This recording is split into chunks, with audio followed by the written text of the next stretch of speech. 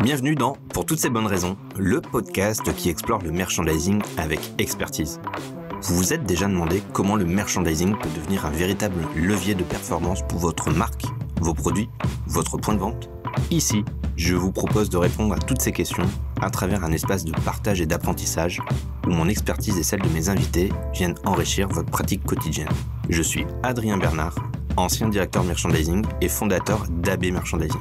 Ensemble, nous allons décrypter les tendances, stratégies et les outils qui permettent de créer des linéaires performants et des expériences clients réussies.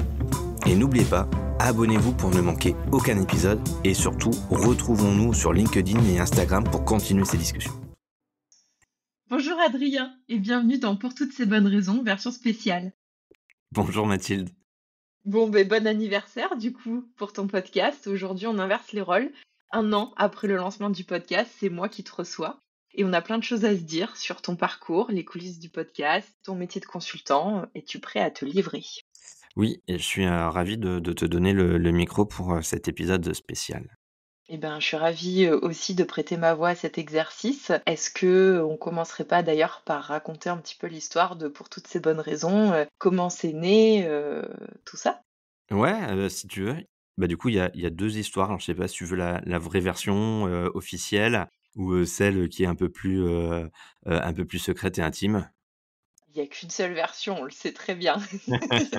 Ça remonte à pile 1 an. En fait, je commençais un peu à écouter et à me mettre au podcast et en fait, en discutant ensemble, on s'est dit: «Bon, ça serait quand même pas mal de faire cet épisode, enfin, de pas cet épisode, pardon, mais de lancer une chaîne de podcast qui parle de merch». Je dis: «OK, pourquoi pas?» Je crois que c'était un dimanche et on allait faire une braderie ou un vide-grenier, comme on dit, du côté de Bordeaux. C'est ça, on partait en Et brocante. exactement. Et du coup, voilà, donc l'idée, elle est née comme ça dans la voiture et puis, après ça a fait son bonhomme de chemin. Je me suis rendu compte que, finalement, il y avait personne qui traitait du sujet du merchandising en podcast.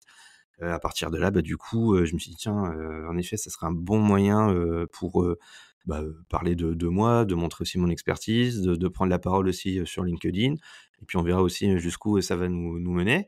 Et voilà, et donc on a eu cette idée, un dimanche. Je crois quelques jours après, j'ai acheté, le micro chez Action qui coûtait 14,90 € et puis c'était parti quoi. Voilà pour toutes ces bonnes raisons, le podcast était lancé. Tiens, puisque tu le dis d'ailleurs, est-ce qu'on préciserait pas jusqu'au bout en parlant de pourquoi ce nom? Parce que le nom est arrivé, en même temps que l'idée finalement. Ouais, c en tant que grand fan de Qui veut être mon associé, alors, c'était pas cette saison, mais en tout cas la saison dernière, c'était une formule, qui était souvent sortie, par les jurys, voilà. Et donc, en tout cas, j'ai mon coup de cœur avec, Jean-Pierre Nadir, et c'est vrai que, voilà, à chaque fois, il était en conclusion en disant: «Bah, c'est pour toutes ces bonnes raisons que j'y vais», ou alors: «C'est pour toutes ces bonnes raisons que je n'y vais pas». Ah là là! Et donc ouais, j'étais resté en tout cas sur cette formule que je trouvais bien puisque, voilà, c'est si je transpose au merch, voilà, pour toutes ces bonnes raisons, il y a toujours plein de bonnes raisons de, bien réfléchir son merch, de traiter en tout cas de sujets stratégiques en lien avec le merch. Donc voilà, c'était le petit clin d'œil à cette émission. D'ailleurs, si je me souviens bien, de cette époque, quand tu as lancé le podcast, je me souviens t'entendre dire: «Mon objectif, c'est de tenir 10 épisodes» et finalement, à ta première bougie, on peut dire que l'objectif a été atteint? Complètement. Alors je sais plus où j'avais lu ça, mais il y avait un article alors je sais plus, mais il y avait un taux d'abandon qui est juste énorme quand on lance un podcast. Voilà, je crois qu'il y a une grande majorité qui abandonne au bout de 10 épisodes. Voilà, et au bout d'1 an, j'ai un peu moins de 30 épisodes. J'ai pas refait les totaux, mais je crois qu'il y a quasiment 13 heures de contenu sur la chaîne. Donc ouais, belle preuve d'abnégation parce que c'était pas du tout mon domaine. Donc je suis content d'avoir tenu le coup. Et est-ce que tu te souviens de ce que tu t'es dit quand tu as enregistré ton tout premier épisode? Je me suis dit: «Mon Dieu, dans quoi je me suis lancé?» Non, mais je me revois en fait, avec mon petit micro, d'Action à 14 €, faire ça en distance avec, Mélanie Bernard, voilà, le tout premier épisode qui parlait de la couleur. Puis, voilà, du coup, je me suis lancé, je me suis dit: mon Dieu, qu'est-ce que c'est laborieux!» Et puis surtout, j'ai pas vu j'ai pas vu le reste, c'est-à-dire le montage. Voilà, donc je sais plus, on avait dû faire peut-être 40 minutes, 1 heure d'enregistrement, et je crois que j'ai dû passer quasiment 4 heures à faire du montage, essayer de couper, comprendre le logiciel, essayer d'améliorer le son. C'était un enfer. Vraiment, je me suis dit: «Mais dans quoi je me suis embarqué?» Voilà, donc voilà, c'était le tout début. Maintenant ça va beaucoup mieux. Je me suis professionnalisé professionnalisé, j'ai trouvé des outils plus efficaces, mais ouais, en fait, j'avais pas vu, cette charge de travail derrière, voilà, et encore, je parle pas que de la partie communication, juste sur la partie montage, tout ça, voilà, mais je remercie du coup, Mélanie Bernard parce que j'ai bien fait de la choisir comme, cobaye, pour cette chaîne, pour le premier épisode. Et d'ailleurs, pourquoi est-ce que tu as lancé toutes ces bonnes raisons? Quelle était ton intention de base, au-delà de l'idée, de l'envie, du merch, tout ça? Je veux dire, quel était vraiment le fond? Qu'est-ce qui t'a fait tenir pendant toutes ces années, ces 10 épisodes? Ben, en fait, je me suis dit qu'il y a quand même pas mal de choses à raconter. Je me suis aussi beaucoup appuyé sur mon écosystème. Enfin, je me suis quand même rendu compte que j'avais un réseau d'experts, de professionnels en lien avec ça.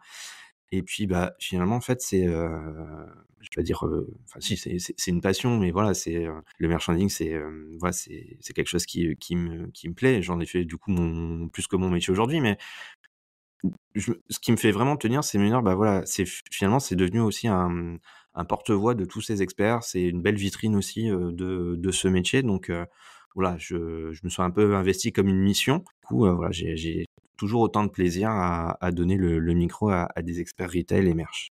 OK. Tu as reçu pas mal de profils différents d'ailleurs, qu'est-ce que tu as voulu montrer comme diversité, comme compétences, quels sont tes critères de recrutement? Bah, j'ai pas des critères de recrutement, écrits. Moi, ce qui m'intéresse, en tout cas, c'est qu'on traite des sujets qui sont en lien avec, le merch, et ça tombe bien parce que le merch, bah, finalement, c'est très connexe à plein de choses. On peut aussi bien parler de design, de stratégie, on peut parler aussi d'opérationnel, de la vie en magasin, d'expérience client. Enfin, c'est tellement, connecté et interconnecté avec plein de sujets et plein d'autres métiers que, bah, finalement, c'est l'occasion de pouvoir, capter, des experts en grande distribution et en marketing, voilà. En tout cas, ma clé d'entrée, c'est le thème et l'expertise, en tout cas, de la personne qui va traiter de ce sujet. Très clair. Quel est, l'invité le plus fou que tu aimerais recevoir, la plus grande star, du merchandising à ton sens, que tu rêverais de faire venir dans le podcast? Ah! On va dire que si je fais un peu mon cahier des rêves, il y a forcément, bah, Olivier Dauvers.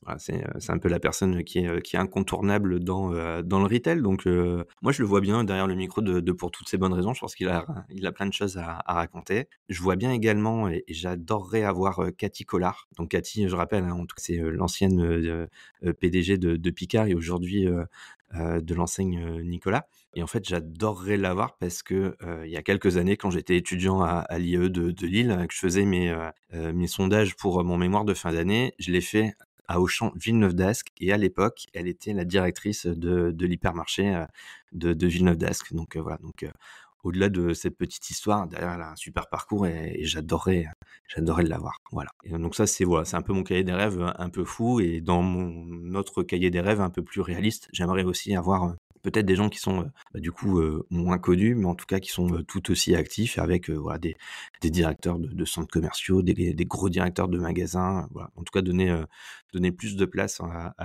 aux exploitants. Qu'est-ce qui t'a le plus marqué pendant cette première année? Qu'est-ce qui m'a plus marqué? Il y a plusieurs choses. Il y a des phrases. Voilà, les phrases, en tout cas, de mes invités qui m'ont marqué. Il y a l'épisode avec Aurélien Vidal, qui traite du sujet de Nespresso. Il exprimait qu'il fallait rester humble face à des clients, à des personnes à qui on demande de dépenser, leur argent chez nous, et j'avais adoré cette phrase, et elle m'a vraiment, profondément marqué. Il y avait une deuxième phrase aussi qui est un peu en lien avec le monde du sport, voilà, c'est l'épisode avec, Jade Maréchal, et en fait, elle disait, voilà, qu'il faut toujours cultiver, sa passion et son petit feu, et voilà, je trouve que c'est une très belle phrase, et elle doit, résonner dans plein de moments, et surtout elle doit résonner en chacun d'entre nous, voilà, de toujours garder en tout cas ce petit feu quand on se lance dans un projet, voilà ce que je retiens. Et puis allez, une dernière chose, bon, je peux pas le citer, mais voilà, en tout cas, c'est quelqu'un qui m'a écrit sur LinkedIn en me disant: «Bah, écoute, Adrien, voilà, j'ai plaisir et j'écoute ton podcast, j'adore, donc j'aimerais du coup, échanger, de manière plus approfondie avec toi par rapport à une problématique merch». Voilà, donc là, je me suis dit: «OK, le merch, c'est pas qu'un média, finalement, ça va devenir un vrai levier de co-construction et de relations, et donc de business».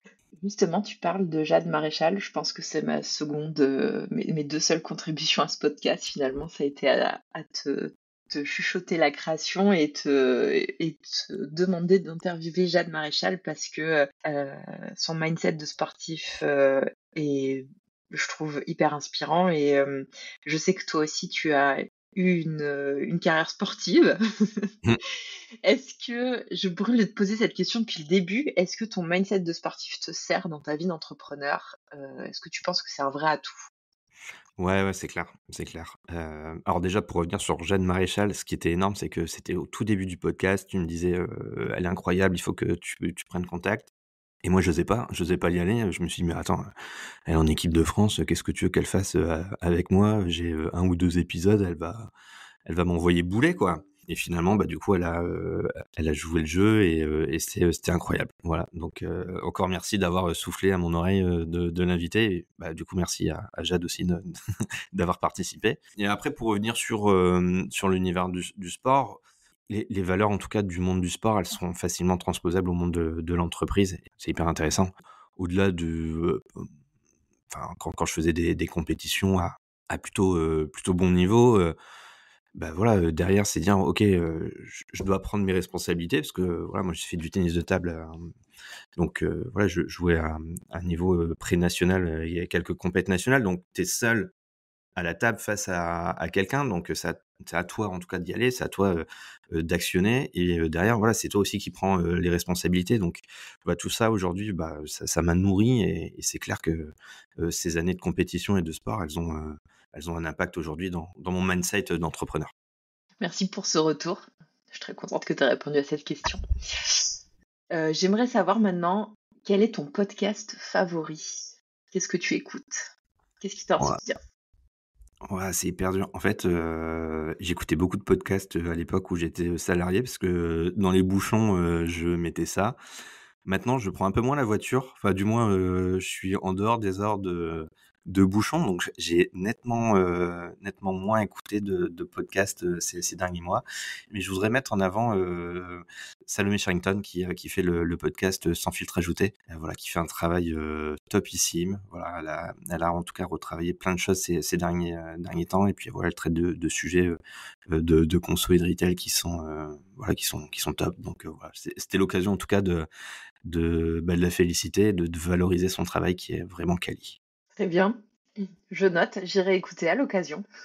Écoute déjà les miens et puis, ensuite, écoute, les autres. J'exagère, je les ai à moitié tous écoutés.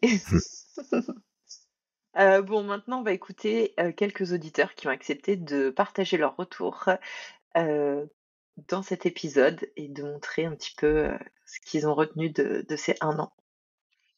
Bah écoute, bonjour à toi Adrien et bonjour à tous. Moi je m'appelle Johan, je suis coordinateur pédagogique et formateur au Campus du Lac. C'est une école de commerce à Bordeaux. Personnellement, j'ai travaillé 15 ans dans la grande distribution pour le groupe Auchan et donc le merchandising était au cœur de mon métier. Aujourd'hui, en tant que formateur, on utilise énormément tes podcasts et d'ailleurs je t'en remercie pour nos cours. Un des podcasts qui m'a marqué le plus, c'est celui de Maxence Dissler. J'ai trouvé sa vision du digital hyper pertinente. Comment on peut l'intégrer dans les points de vente, la différence entre l'omnicanalité et le digital. Bref, j'ai adoré et les élèves ont adoré puisque on l'a utilisé pendant nos cours. C'est vraiment une importance cruciale le digital aujourd'hui. C'est au cœur du retail et voilà pourquoi j'ai adoré ce podcast. Je ne sais pas si on peut encore souhaiter une bonne année au moment de la diffusion du podcast, mais je vais quand même le faire. Donc je te souhaite une très bonne année à toi, Adrien. Et d'ailleurs, qui dit nouvelle année, dit nouveaux projets. Est-ce que tu pourrais m'en dire plus sur tes projets de 2025 ? Salut Adrien, c'est Anne-Claire, la fondatrice de EcoFactory et du programme Puzzle dont tu fais partie. J'ai observé ces derniers mois tout ce que tu mets en place sur ton podcast pour que ça en soit vraiment un podcast de référence sur le secteur du merchandising. Je vois les évolutions de ligne édito, ta cover et tout ce que tu prépares en coulisses pour amener ce podcast au prochain niveau. Donc pour toutes ces bonnes raisons, je te souhaite beaucoup de succès dans l'avenir de ce podcast et je te félicite pour la détermination que tu mets à le faire grandir. À très vite. Bonjour, je m'appelle Ombeline, je suis actuellement étudiante en licence 3 commerce et distribution à l'IAE de Lille qui était anciennement l'IMMD. J'ai choisi ce parcours car le monde du retail et du merchandising m'intéresse particulièrement. Je suis d'ailleurs à la recherche d'un stage et d'une alternance afin de pouvoir découvrir ce métier et d'approfondir réellement mon projet professionnel. C'est d'ailleurs pour cela que j'écoute le podcast pour toutes ces bonnes raisons, principalement en voiture, avant d'aller à l'école ou au travail.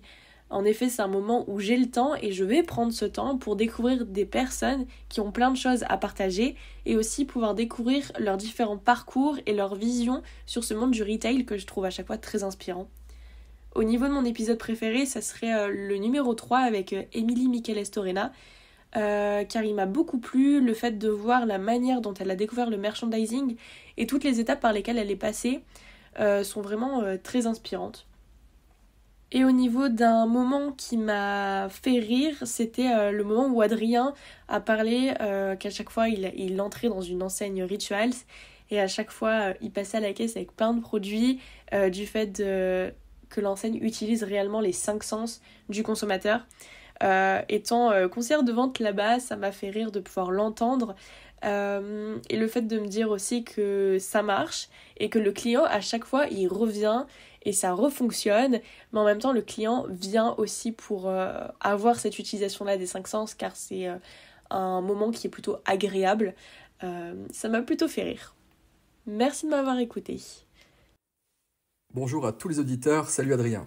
Je m'appelle Jordan et je travaille dans la grande distribution depuis suffisamment longtemps pour avoir eu la chance d'accompagner Adrien dans ses débuts en merchandising. En 2024, j'ai presque réussi à apprécier les embouteillages et à rendre le bruit de ma tondeuse plus supportable grâce à ce podcast. Bravo pour cette belle initiative, Adrien, et un bravo à tes invités de qualité. L'épisode qui m'a le plus marqué, c'est celui de Virginie Dubost, où elle aborde la question d'un merchandising et de points de vente inclusifs. Ce sujet tombait à point nommé après les Jeux paralympiques, un moment où l'attention s'est particulièrement portée sur les personnes en situation de handicap ou handicapées. Cela m'a permis de mieux comprendre les défis auxquels elles sont confrontées dans le commerce physique. C'est la première fois que j'entendais une personne en situation de handicap partager son expérience en magasin, et cela a mis en lumière certaines erreurs fréquentes, comme les portes qui ne sont pas toujours automatiques, la hauteur des portants parfois inadaptée, les barres de protection des bacs surgelés qui gênent l'accès, les cabines d'essayage encombrées, les TPE fixés qui ne peuvent pas être manipulés facilement. À côté de ces points d'amélioration, j'ai aussi retenu les aspects positifs que Virginie a mis en avant. La volonté générale des équipes en magasin pour aider, et aussi des idées novatrices comme les chariots adaptés aux fauteuils roulants ou encore les concepts immersifs qui favorisent l'autonomie, tels que ceux proposés par Carrefour. Faire ces achats devrait être un plaisir pour tous, en tout cas ce podcast permet ce rappel. Adrien, 15 ans après, je continue à découvrir tes talents en communication, bravo pour cette année. J'ai hâte de découvrir la suite et d'être surpris par tes futurs invités. Et pour finir, une petite question, à quand un partenariat avec les fabricants de tondeuses ? En tout cas voilà, belle année à tous et belle année 2025 pour ton podcast. Bon ben voilà, on a écouté ces beaux témoignages. Qu'est-ce que t'en penses? Qu'est-ce que ça te fait d'entendre ces retours? Bah, forcément, ça me touche. Voilà, puis je suis content parce que ça montre que voilà, le podcast est utile, il crée de la valeur. Merci d'ailleurs à ces 4 personnes, ces 4 auditeurs d'avoir joué le jeu. Donc c'est une super idée que t'aies fait ça d'ailleurs, parce que ça apporte beaucoup d'authenticité encore à cette chaîne qui est déjà, je trouvais, très authentique. Dans cette prochaine partie de l'épisode, est-ce qu'on parlerait pas un petit peu de ton métier? Parce que tu n'es pas que podcasteur, tu ne fais pas qu'enregistrer des personnes qui ont un métier. T'en as un toi aussi à côté, si je comprends bien. Et je brûle de savoir aussi ton parcours, parce que je sais que tu étais déjà entrepreneur en même temps que ton job de salarié chez Cultura. Ouais, oui, c'est vrai. Plein de questions par rapport à ça. Ouais. En fait, j'ai lancé mon entreprise il y a déjà quelques années. En fait, au départ, j'ai créé l'entreprise parce que j'ai commencé à donner des cours et des formations, voilà, en école de commerce. Et puis, bah voilà, donc il me fallait ce statut d'entreprise pour voilà, pour, faire ces prestations et puis, du coup, oui, c'est vrai que je le faisais en même temps que j'étais directeur du merchandising, de cette grande enseigne. Donc voilà, donc je me retrouvais à poser mes RTT et mes jours de congé pour, aller parler merchandising dans les écoles et puis ça m'a même, emmené jusqu'en Afrique puisque, bah, du coup, j'ai intervenu, dans une école, qui était en partenariat avec, Auchan, Afrique. Voilà, donc j'ai dispensé quelques cours de merch, en Afrique, directement. Voilà et ça c'était incroyable aussi comme expérience. Ça m'a tellement changé du retail français, c'était génial. C'est incroyable. Mmh. Mais tu t'ennuyais dans ton job de salarié? Ça se passe c'est comment? Enfin, comment t'as eu l'idée de faire ça? Moi, quand j'étais salariée, j'étais contente de finir ma journée, en fait. Je Mmh. cherchais pas durable, quoi. À l'époque, hein, quand j'étais étudiant à l'IAE et que j'ai eu mon diplôme, enfin la dernière journée et je me revois très bien dire à ma mère qu'un jour, je reviendrai à l'IAE de Lille pour donner, cours et ça, j'en ai parlé, mais dès le début, que j'ai mis des années avant, de pouvoir le faire et puis un jour, bah, j'ai eu l'opportunité, voilà, ça s'est fait, une demande sur LinkedIn en disant: «On cherche quelqu'un». Du coup, j'ai été pris tout de suite et j'ai commencé à donner des cours à l'IAE donc au fond de moi, j'avais vraiment envie de le faire. Voilà, j'avais vraiment envie de partager ça et je pense que aussi plus les années passaient, plus j'avais envie d'être entrepreneur. Je pense que je l'avais un petit peu au départ, mais c'était, un signal très faible et plus les années passaient, plus c'est monté en puissance.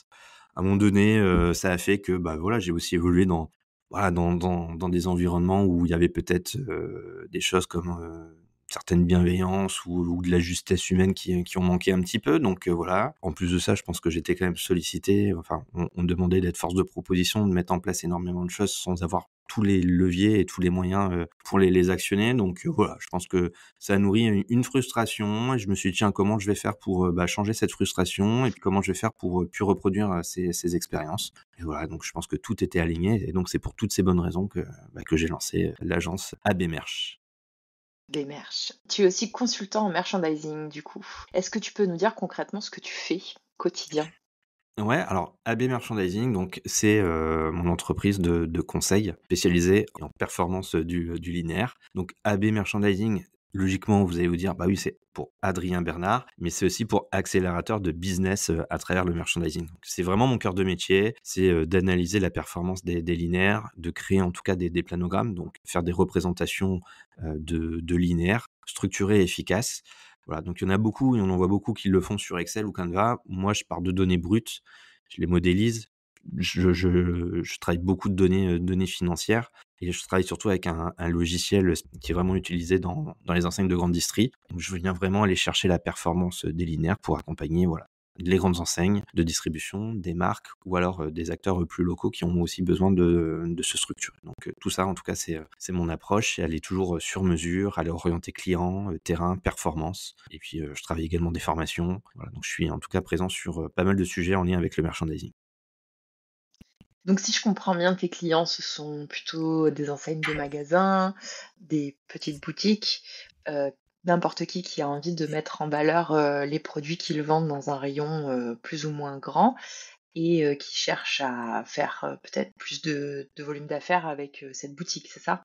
Ouais, c'est exactement ça. Donc ça peut être, bah, voilà, comme tu le disais, des grandes enseignes de distribution, voilà, qui ont besoin en tout cas de sous-traiter ou de s'appuyer sur, quelqu'un, d'extérieur pour, les aider à aller plus vite sur, ces sujets merch. Voilà, c'est le cas avec une grande enseigne en ce moment de papeterie.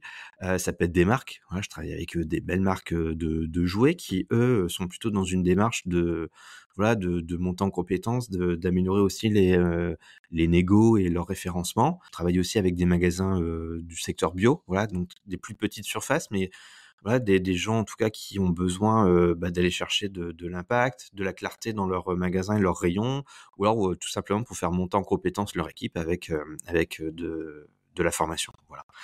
En tout cas, en résumé, voilà, toutes ces personnes, je les aide en tout cas à transformer leur approche, merchandising en un vrai levier stratégique et opérationnel.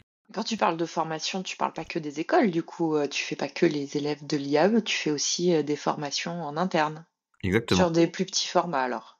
Ouais, là, on est plutôt sur des formats de 1 à 2 journées, hein. Ça dépend aussi du besoin du client, mais voilà, je remets un peu de sens j'aime pas ce mot, la théorie, mais en tout cas les grands principes merch, voilà, en tout cas donner toutes les clés de la boîte à outils. Et puis après on passe sur le terrain et on vient toucher au produit, au linéaire, et puis voilà, on fait du merch opérationnel. Voilà, l'idée en tout cas, c'est à la fois de donner les bonnes clés et de pratiquer.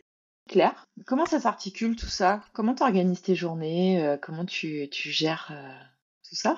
Le podcast, l'entrepreneuriat, les formations?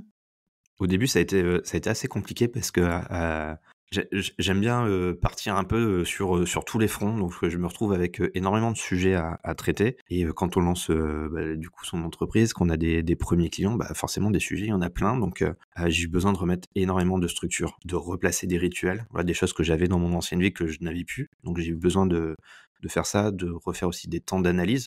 Tu vois, au début, si je reprends, le podcast, j'ai lancé le podcast, du coup, je faisais des choses, mais je l'analysais pas au début. Donc, j'ai eu besoin en tout cas de resanctuariser, des journées, complètes par mois pour, retravailler, analyser le podcast, tirer mes conclusions, puis, du coup, pour refaire aussi la post-prod. Donc voilà, j'ai eu énormément besoin, de remettre de la structure dans mon quotidien. Voilà comment ça s'articule, aujourd'hui. Voilà. Et voilà, en tout cas, si la question c'est est-ce que j'ai des journées ou des semaines type, non.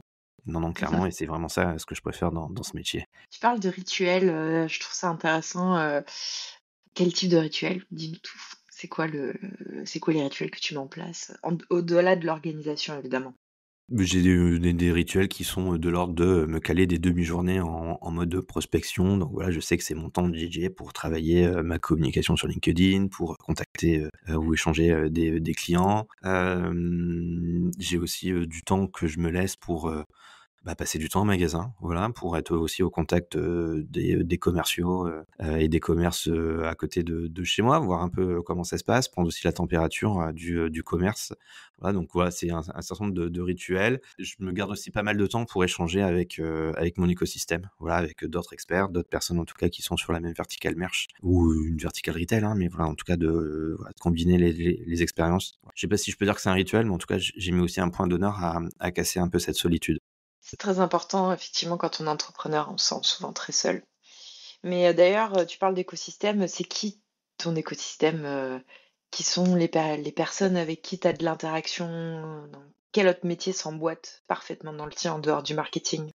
La verticale merch, elle est hyper intéressante, hein. Si je remonte très, très en amont, enfin, du coup, peut être amené à travailler avec des catégories managers. Donc, voilà, plutôt sur de la partie analytique, stratégique, catégorielle, panel. Ça peut être aussi avec des architectes ou des retail designers, voilà, pour tout ce qui est conception orientée design. Et puis voilà, c'est hyper intéressant de bosser avec eux, de se dire voilà, comment on passe de quelque chose de très esthétique à quelque chose de fonctionnel et orienté performance. Voilà, quelque chose en tout cas qui est à la fois, j'ai envie de dire, expérientiel et qui vient dégager en tout cas du chiffre d'affaires. Donc ça, c'est extrêmement intéressant de bosser avec eux, et je lance un peu aussi une bouteille à la mer, hein. Je suis vraiment en recherche de ce partenariat. Je suis vraiment en recherche de cette brique de compétences pour l'associer avec AB Merch. Les podcasteurs aussi, hein, puisque mine de rien, le podcast fait partie de mon écosystème. Donc voilà, je travaille avec... c'est pas je travaille, mais en tout cas, je suis archi connecté avec d'autres personnes qui ont un podcast. Donc ça, c'est important. Dans les expertises, ça peut être aussi les agenceurs. Voilà, c'est pas le tout de faire du merch. Si on va jusqu'au bout du geste métier, c'est comment du coup on met le mobilier, comment on crée le mobilier. Donc voilà, j'ai la chance en tout cas de pouvoir travailler avec plein de corps de métier, et tout ça, ça nourrit mon écosystème. Ouais. On s'imagine pas du tout ça de l'autre côté de ces écouteurs, en fait, quand on t'écoute parler de merch. C'est vrai. Ça va Très bien. au-delà de je pose un produit sur de la gondole, et derrière, il y a une vraie démarche. Et c'est ça qui est hyper intéressant avec AB Merch, c'est qu'on est vraiment en réflexion là-dessus. Enfin, c'est pas que des beaux rayons ou de faire des petits PowerPoint sympas. Il y a de la recherche, il y a de la modélisation de stratégie, il y a de l'analyse. Enfin, voilà, c'est vraiment poussé, et c'est ce qui me fascine dans ce métier. Et en plus d'être connecté au terrain et aux clients. C'est ce qui te fait vibrer, donc, au quotidien. Ouais, c'est vraiment voilà, comment j'associe client, usage, performance, hein, tout ça, quoi. Ok. Et du coup, ça devient d'où cette passion du merchandising? Parce que bon, est-ce que quand tu étais petit, tu t'es dit je veux devenir merchandiser? Je sais pas comment on dit. Ouais, tout à fait. Bah écoute, je pense que dans les premières lettres au Père Noël, j'avais demandé à avoir accès à la licence Spaceman, hein, pour faire des petits planogrammes tout de suite. Non, mais Est-ce que tu voulais le planogramme de chez Lego? exactement. Je me souviens, du coup, voilà, j'ai eu des cours, de grande distri à Roubaix et il y avait un intervenant qui a parlé, merchandising et voilà, donc ça m'avait déjà à l'époque, intéressé et je trouvais ça, fascinant parce il m'avait vraiment donné envie. Ça parlait à la fois de stratégie, et en même temps c'était, hyper connecté au terrain, c'était opérationnel et je pense que j'avais besoin de ça donc je pense que c'est le premier à avoir, planté, la graine et puis en parallèle, bah, voilà, moi voilà, j'avais un contrat étudiant, chez Boulanger Villeneuve d'Ascq. Voilà, j'étais vendeur, petit électroménager et un jour, en fait, bon, je pense que j'étais en train de parler avec, une collègue, donc j'étais loin d'être très sérieux ce jour-là et en fait, il y a quelqu'un qui est venu me voir et qui me dit: «Bonjour, je suis, Jordan, je suis de la centrale, d'achat et de la direction merch, tu l'air de t'ennuyer, viens, tu vas me donner un coup de main» et donc je me suis retrouvé à travailler un test, je crois qu'il faisait un planogramme ou un nouveau mobilier pour les nez de caisse et puis en fait, on n'a pas du tout travaillé. Je crois que pendant 1 heure et demie, on a fait un tour de magasin, on a parlé merchandising. Après, je suis devenu, son stagiaire et puis, de stagiaire, je suis devenu, son alternant et puis ensuite, je suis resté chez Boulanger donc voilà, c'est à la fois quelqu'un qui m'a donné, enfin qui m'a ouvert les portes, du merch, qui m'a en plus nourri, la passion du merch et qui m'a vraiment fait grandir donc voilà, j'en On peut profite. di Ouais, c'est à la fois une dédicace et un grand merci à Jordan on peut et donc je dire sais que que ça a été un mentor, quelqu'un de clé dans ta carrière, finalement? ouais, complètement, complètement. Je pense que ça fait partie des rencontres qui m'ont fait gagner du temps et qui m'ont aidé à accélérer et sans trop en dévoiler, je sais que, il est actuellement en train de former ma nièce, qui est désormais en alternance. Donc je sais que pendant qu'on enregistre ce podcast, il est en train de la former au logiciel de merchandising. Donc, double dédicace à ma nièce qui écoute tous mes épisodes sans relâche, même plusieurs fois et voilà, qui est vraiment assidue pour toutes ces bonnes raisons. Il aurait eu un rôle clé dans la famille Bernard, C'est exactement ça. Il fait partie de la famille désormais. c'est clair. Très bien. Est-ce que, tu as un cahier des rêves? Tu m'as parlé de cahier des rêves en début de podcast, d'enregistrement, je veux dire. Quelle est ta vision d'AB Merch dans 5 ans, dans 10 ans? Qu'est-ce que tu as envie de faire plus tard Ouais, de tout ça?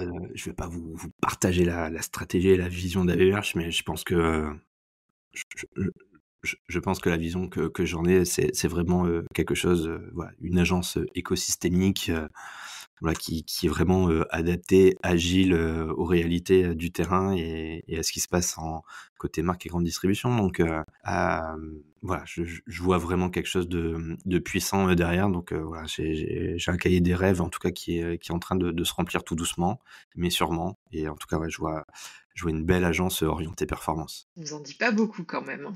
Eh oui, non, Bon, il y non, aura mais pas de retour aux salariés en tout cas, ça c'est sûr. non, non, non, non, ça de toute façon, comme j'ai dit dès le départ, voilà, moi j'ai pas de plan B, hein, donc quoi qu'il arrive, je suis obligé de réussir, donc voilà, je peux pas revenir en arrière pour, plein de bonnes raisons, donc pas de plan B, donc AB Merch réussira quoi qu'il arrive. J'aime beaucoup ce mindset. OK. Dis-nous un peu plus sur les backstage. On a envie de savoir qu'est-ce qui a été le plus dur pour toi? Quels sont tes échecs qui t'ont visiblement, j'imagine, appris beaucoup? Sur AB Merch ou le podcast? Ou Tout? ah Sur, c'est l'entrepreneuriat en général, le podcast, j'imagine que de toute façon c'est un peu lié. bah, en tout cas, ce qui a été dur en tant qu'entrepreneur, pour moi, c'était alors déjà, premièrement, perdre un certain nombre de repères, tu vois? Les rituels, voilà, c'est cette organisation en tout cas, que je pouvais avoir. En tout cas, j'ai passé un peu de temps à retrouver, mon rythme et mon modèle, d'animation et de rituel. Et après je pense que ce qui a été le plus compliqué et ça, tu vois, Emmanuel, dans un des épisodes me l'avait dit, il dit: «Attention à la solitude, il faut vraiment casser cette solitude» et je lui ai dit: «Oui, oui Emmanuel», mais en fait il avait complètement raison et au mois de janvier, c'était extrêmement compliqué parce que je me suis vraiment retrouvé, face à des décisions, j'avais besoin en tout cas d'être challengé, de partager, d'avoir en tout cas, d'être peut-être chahuté aussi et j'étais seul.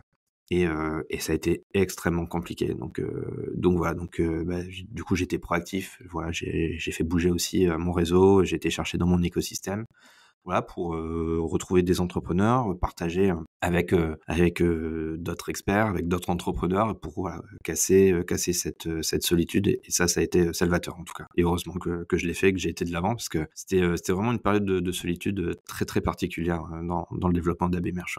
OK. C'est vrai Voilà. que la solitude, c'est vraiment difficile, je comprends parfaitement. Comme Et on après, dit, il faut être indépendant, mais jamais seul. c'est exactement ça. Ouais, c'est une belle maxime. Ouais. Et après, pour le podcast, ouais, bah, j'ai fait plein de. Ouais, des conneries, j'en ai fait plein. Hein. Enfin, pendant un an, là, on va dire que j'ai pu mettre en place plein de choses, tester plein de choses. Mais ouais, j'en ai fait des boulettes. Je me suis. Voilà, j'ai fait un épisode hyper intéressant de plus d'1 heure et demie. Et puis après, je me suis rendu compte que l'enregistrement avait déconné. Donc voilà, j'ai tout perdu. J'ai appris aussi qu'il faut pas insister et courir après des invités. Ça, tu te retrouves du coup à faire des épisodes du coup qui sont pas à ta hauteur ou un peu éloignés de ce que tu attendais. Donc là, j'ai vraiment pris conscience que c'était vraiment à moi de choisir les personnes qui ont les mêmes valeurs que moi, la même vision, etc. Et c'est ce qui fait vivre en tout cas ce podcast. J'ai appris aussi que ça sert à rien de mettre la pression à un invité et d'obliger à tourner un épisode même si cette personne est malade. Voilà, parce que l'état grippal, bah, derrière le micro, ça s'entend aussi. Eh oui. Donc voilà, derrière, c'est une post-production plus longue. Voilà, c'est tout des petites choses comme ça que j'ai appris, mais en tout cas, j'ai énormément appris. C'est beau. Je trouve que c'est chouette de faire un retour en arrière sur ces 1 an, pas que sur les victoires, mais aussi sur les échecs. Ok, c'est un beau parcours en tout cas. Moi, je suis convaincue qu'on peut pas progresser si on fait pas d'échecs et si parfois, bah, on traverse pas des zones de turbulence. Donc, jusque-là, je trouve que tout est normal et sain. J'aimerais aussi qu'on parle un petit peu, qu'on revienne sur la partie vraiment merchandising. J'aimerais savoir ta vision du merchandising. Comment est-ce que tu as vu le métier évoluer déjà ces dernières années et comment tu penses qu'il va continuer d'évoluer les prochaines années? Bon, elle est pas facile comme question et de ce que je vois en tout cas, c'est un métier qui a fait que évoluer depuis pas mal d'années, hein, d'une vision très opérationnelle à des choses beaucoup plus stratégiques, qui s'est aussi professionnalisé dans sa façon d'aborder aussi la data, que ce soit de la data web ou de la data client. Ça a aussi évolué parce qu'il y a eu j'ai envie de dire, hein, des rapprochements. Tu vois, je parlais de retail design. Voilà, il y a une notion aussi d'esthétisme et de design qui a aussi pris de l'ampleur, pas juste de faire des planos, mais parfois de proposer des concepts complets. Donc voilà, ça a fait intervenir des compétences et ça nécessite en tout cas des expertises différentes au-delà juste du merch pur. Voilà, pareil, tout ce qui est visuel merch, voilà, c'est quelque chose en tout cas qui a aussi retrouvé un peu de puissance. Donc voilà, en résumé, ça évolue, ça se complète et ça se professionnalise. C'est vraiment comme ça que je vois le métier avancer. Puis bah, c'est pas fini, hein, entre l'IA et tout ce qui peut se passer dans le retail, voilà, c'est qu'un début. Et en tout cas, tous les signaux sont plutôt positifs parce que tant qu'on est là pour rechercher de la performance, eh ben, il y aura du merch. J'ai une question qui me vient comme ça aussi. Quand on voit un petit peu beaucoup de ces enseignes qui ferment boutique, je pense à San Marina, je pense à, enfin bref, toutes ces enseignes, j'ai pas tous les noms en tête actuellement, mais est-ce que tu penses que si elles avaient eu une meilleure stratégie merchandising, peut-être qu'elles auraient pu éviter cette fin? Pas forcément. Pas forcément. Je vais jamais dire que une stratégie merch peut sauver une enseigne ou lever tout un business, mais c'est un ensemble de choses qui fait que voilà, aujourd'hui une stratégie marketing, un positionnement prix, des sujets de pricing, des sujets de merchandising, enfin voilà, c'est plein de choses qui font que on peut se retrouver en difficulté, mais voilà, en tout cas je me permettrai jamais de dire qu'une stratégie merch aurait pu sauver ces enseignes. C'est vraiment un ensemble. Puis c'est aussi tout simplement de la conjoncture et aussi de la réponse à des concurrents. Enfin, il y a tellement de choses pour solutionner, enfin pas solutionner, mais en tout cas pour expliquer des situations pareilles. Ok, très bien. Et du coup, c'est quoi ton magasin préféré? Quel est ton merchandising préféré? Qu'est-ce qui t'inspire quand tu te promènes dans les boutiques? Souvent, je me suis fait aspirer par Rituals. En tout cas, à chaque fois que je suis rentré dans un magasin, je me faisais complètement croquer. Donc, ils étaient, je trouve, très forts pour mettre en ambiance et en situation de consommer. Voilà, voilà, donc je les cite pour leur efficacité. C'était vraiment très très fort. J'ai envie de citer Noroto pour leur merch. Voilà, chaque fois que je rentre, j'en ai parlé, je sais plus dans quel épisode. Voilà, le Noroto de Fashtumi, j'ai toujours plaisir à aller dans ce magasin, de voir un peu les nouveaux concepts de merch. Enfin, j'adore comment ils rendent les choses simples, des produits techniques et pas du tout sexy. Ils arrivent vraiment à bien les exprimer en rayon. Donc bravo à eux. J'ai toujours adoré Naruto. Alors, j'ai été vendeur chez Naruto dans une ancienne vie, mais voilà. Ah bon? Oui. Mais et j'avais pas le permis et j'aime pas trop les voitures, tu vois, donc je m'étais retrouvé à travailler chez Naruto. Bref. Je trouve que chez Noroto, il y a une odeur quand tu rentres là-bas, un petit peu comme dans certains magasins où ils mettent du parfum. Là, t'as vraiment une odeur de pneus, enfin, de plastique, de choses comme ça. Est-ce que c'est voulu? Je me suis toujours posé la question. Je pense pas, mais en fait, comme ils vendent des produits, comme ils vendent les pneus, qu'il y a l'atelier à côté, je pense que naturellement, ça fait, ça participe à cette identité olfactive. Mais oui, c'est vrai que moi, quand tu rentres dedans, t'as vraiment l'impression d'être chez le garagiste. Et tant mieux, hein, parce que c'est des garagistes aussi.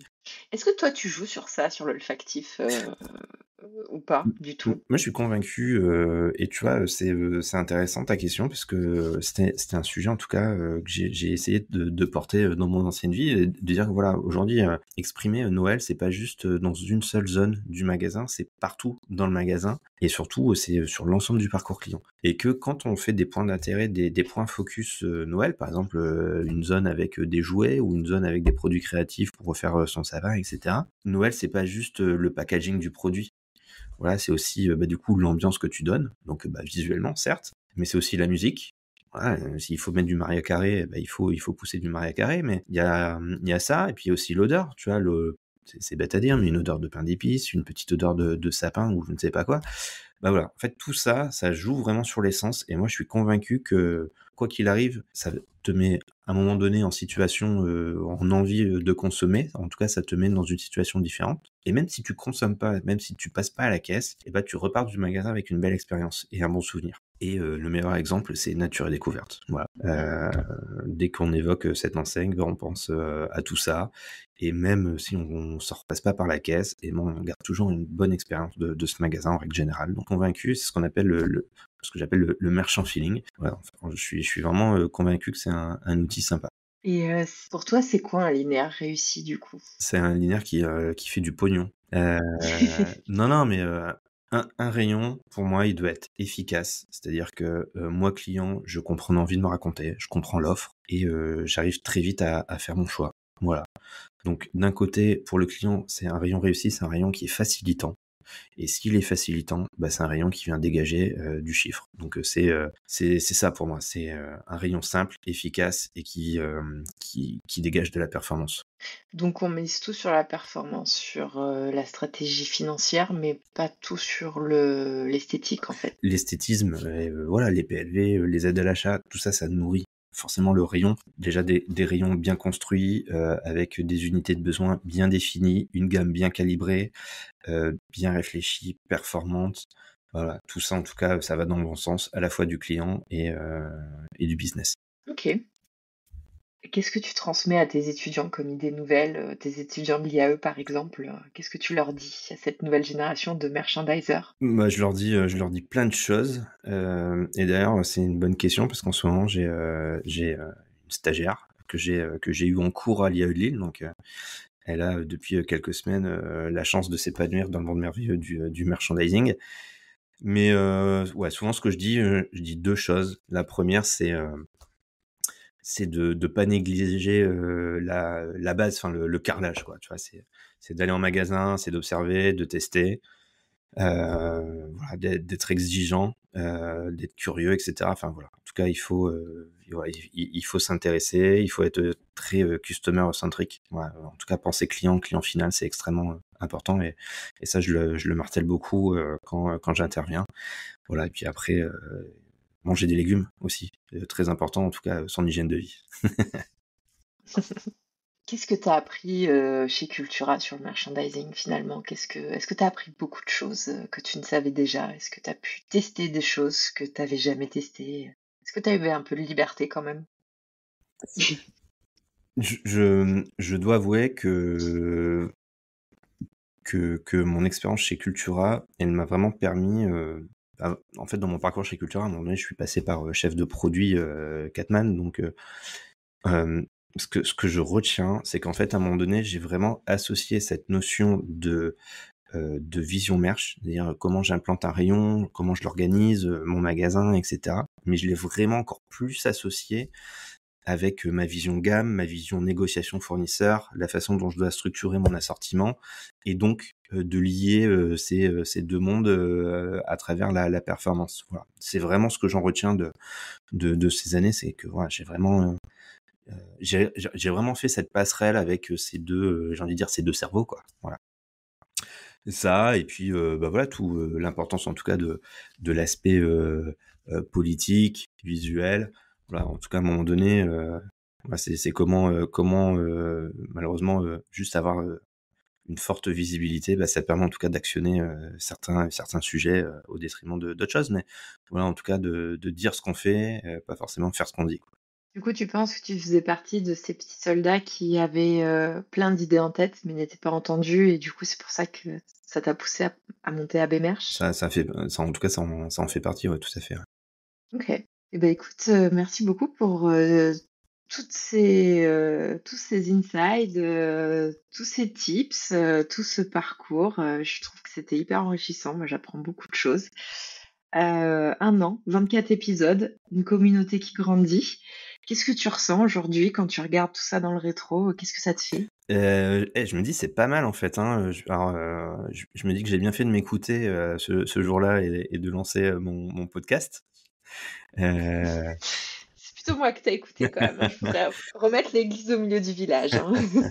Non, non, mais non, mais en fait, je suis hyper content parce qu'en fait, je me rends compte que, bah, enfin, voilà, c'était compliqué, c'était pas simple de faire tout ça, de quitter Cultura, de lancer ma boîte, d'apprendre à faire des podcasts, d'intégrer le podcast dans mon écosystème et de me dire comment ça peut être aussi un un appui pour mon développement. Donc ouais, c'était du boulot et puis en fait, voilà, je suis ravi quand j'ai des bons retours, quand je vois qu'il y a de l'audience, quand, j'ai un commentaire ou quand j'ai quelqu'un qui me dit, qu'il a adoré l'épisode et qu'il a trouvé, un expert incroyable ou quand, des gens me contactent pour, bah, participer et parler de leur expertise, ouais, quand je regarde dans le rétro, c'est un peu de fierté, que je ressens en tout cas et je me dis surtout que, bah, voilà, c'est que le début et qu'il y a encore, plein de choses à aller chercher. À la fois, continuer à se professionnaliser, aller chercher des formats différents, aller chercher des financements également.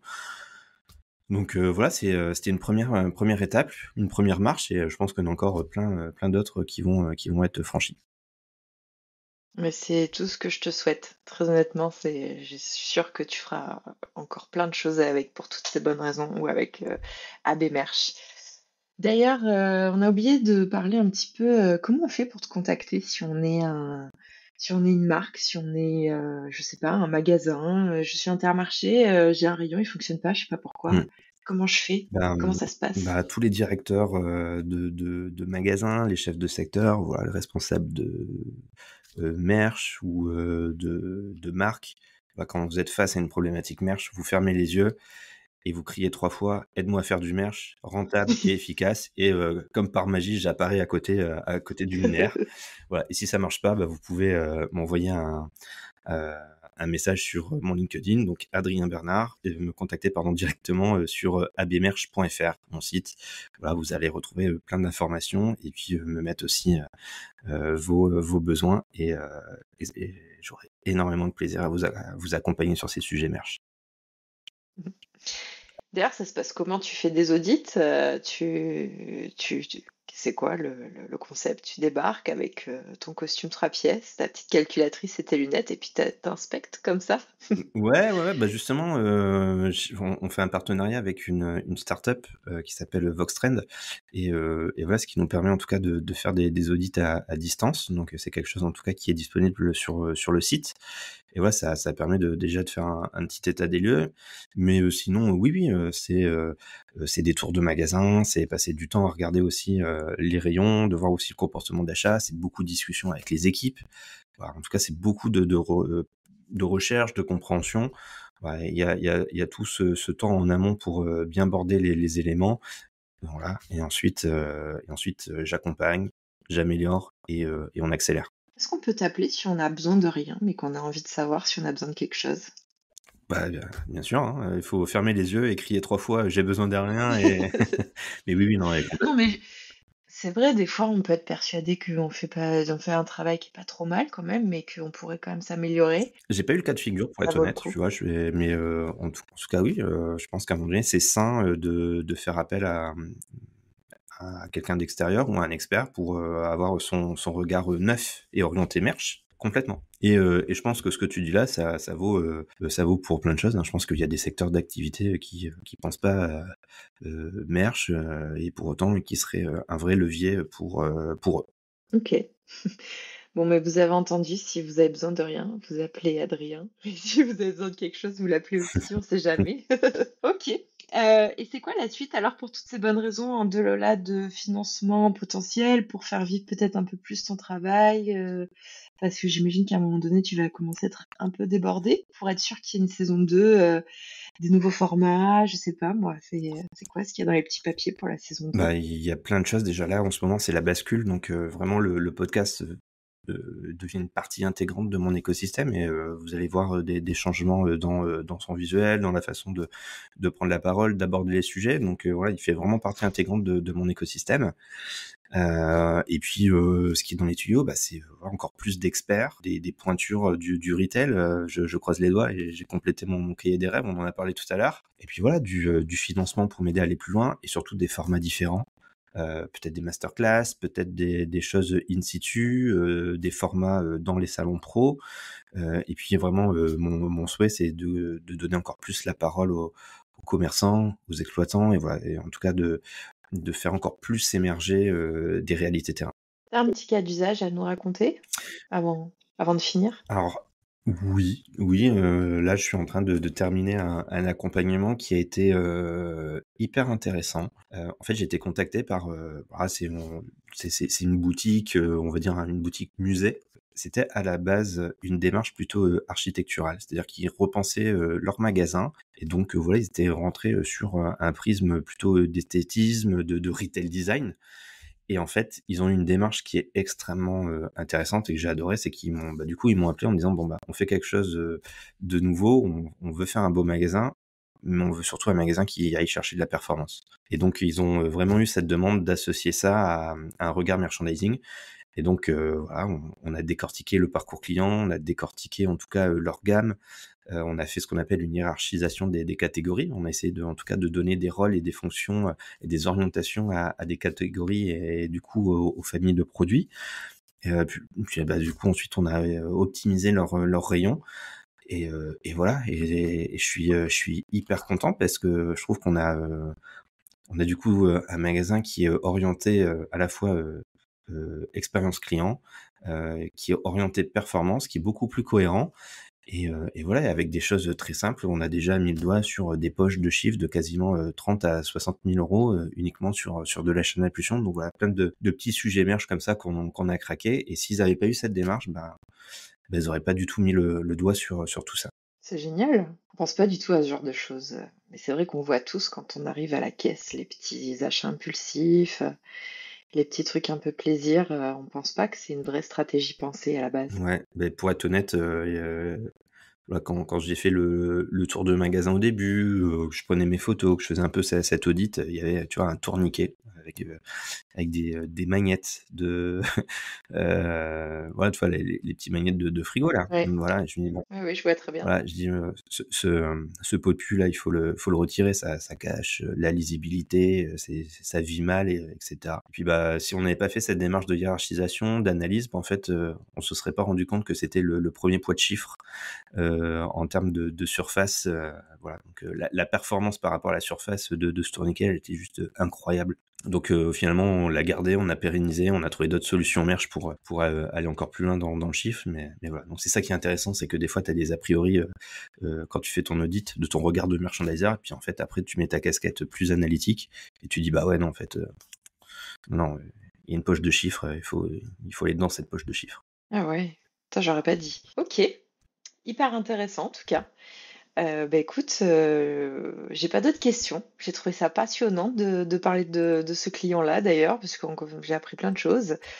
Est-ce que tu as un mot de la fin pour tes auditeurs fidèles, quelque chose à leur dire, un message? Alors déjà, je vais te remercier parce que je sais à quel point c'est pas facile de mener une interview et surtout quand c'est la première fois qu'on le fait. Donc merci et bravo, tu t'en es très très bien sorti. Peut-être que je ferai appel à toi pour sous-traiter quelques prochains épisodes, tu vois. Voilà. Vu ton niveau d'exigence, je le prends vraiment comme un compliment. Exigence et bienveillance. Non, après le mot de la fin, je vais plutôt le dédier à mes auditeurs. Voilà, tout simplement pour leur dire merci, de rappeler en tout cas que ce projet, il existe pour vous et grâce à vous. Donc voilà, donc merci pour vos écoutes, pour vos retours et j'ai hâte de continuer cette aventure pour vous. N'oubliez pas de mettre plein de commentaires. Moi, j'ai vraiment envie de savoir si ça vous a plu. Oui, du coup, Et des je likes. vais faire un peu l'Instagrammeuse. Pensez à mettre des likes, des commentaires, des petits cœurs, liker, partager, quoi. Mais oui, c'est vrai qu'en plus, t'as Instagram. Il faut que tu fasses ta pub. Personne sait que t'as Instagram. Bah, Il n'y a que moi qui like. Pitié, venez liker l'Instagram d'Adrien.